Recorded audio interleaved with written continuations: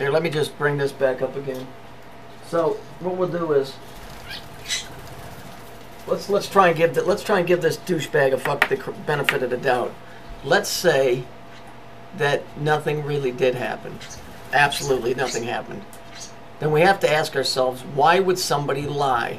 Okay, well, you could produce the argument that they're leading people into believing that certain things are happening because they're trying to mold people's minds. It's a good argument. Unfortunately, Dave isn't giving you that argument. I am. Okay, because I'm open enough to look at both sides of it. Okay, so there's a multi-agenda to this whole Sandy Hook thing. Okay, the deeper aspect of it is what I'm trying to show you. But let's say that Dave and his androgynous buddy there, Jungle Surfer, right? Let's say that those two guys were superheroes, and the only thing missing on these two great, wonderful men, if they are men, is capes, because they're such great guys that they're trying to stop the world from being destroyed. Now, how would that work? Well, we live in what's called a consensus reality. And a consensus reality is if you get people to believe something, then that's pretty much what becomes of it. It's basically like if you're feeding info into a computer, you get back what you put in. Okay, so let's say that these guys are superheroes. Okay, well, then hats off to you. But here's the problem. If that's what you're doing, then why don't you just tell the fucking public that that's what you're doing? Why do I have to sit here and theorize that maybe that's what's behind all of this stuff? See, because I'm giving you the benefit of the doubt right now. Personally, I don't think you guys are worth two fucks of a chicken's nut. You know, you're a couple of cardboard chickens with paper assholes. But the bottom line is we live in a reality where whatever everybody believes kind of goes, and that's what the whole thing with fads is and all of that. However, to stop for one moment to think that something didn't happen to these kids is preposterous, when all you have to do, because most of you guys don't have a biblical background, but yet, Dave, you claim to be well-read. Isaac and Jacob. Wow. And what about all the other sacrifices, killing animals and all of that? Obviously, surely, David, you must know. I mean, God, I've done enough videos on it, and you should know yourself that the Gollum are considered cattle, and well, slaughtering cattle isn't a crime. You know, see, the Jews don't kill their own kids, so maybe those weren't even their kids, but they were somebody's kids. See, you're nobody got hurt defense or offense is so full of holes it wouldn't even pass for Swiss cheese.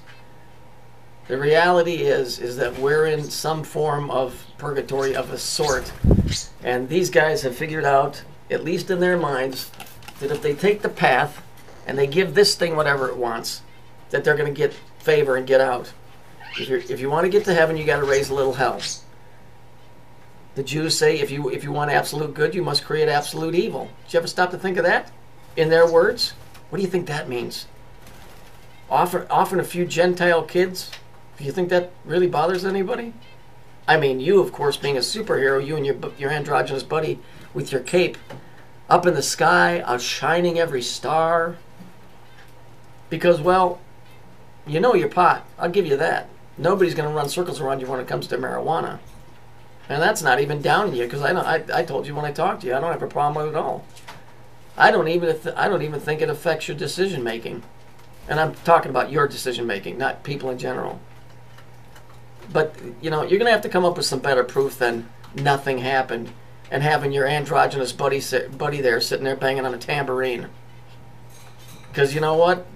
You're not convincing anybody. So if you're on a mission from God to stop something from happening by convincing people that it didn't happen, you're failing.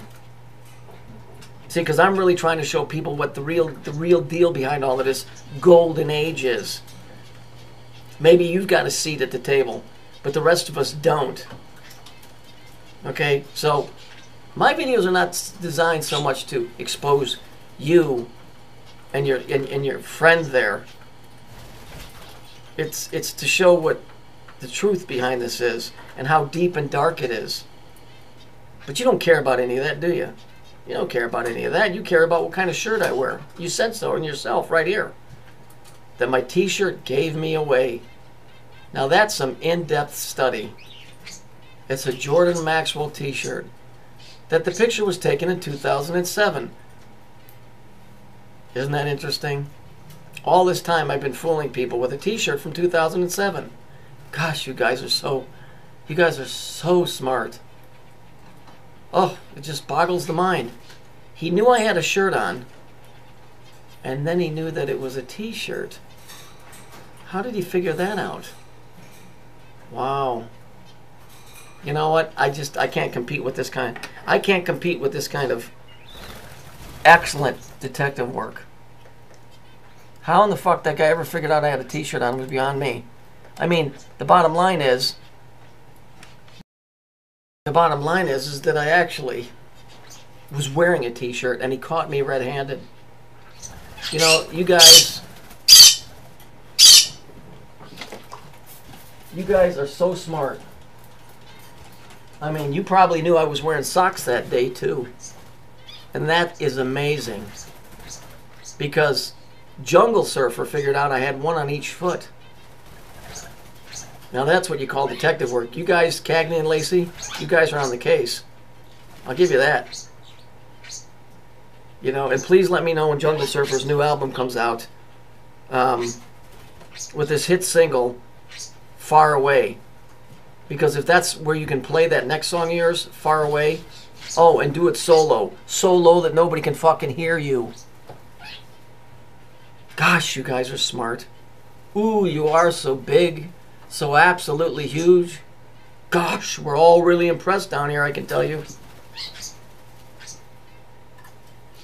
A couple of schmucks. See, because if you really are working for the side of good, you're failing. Because you're not getting it done in a correct and concise manner. What you are doing is you're smoking a lot of pot and pointing fingers at people. See, that doesn't work.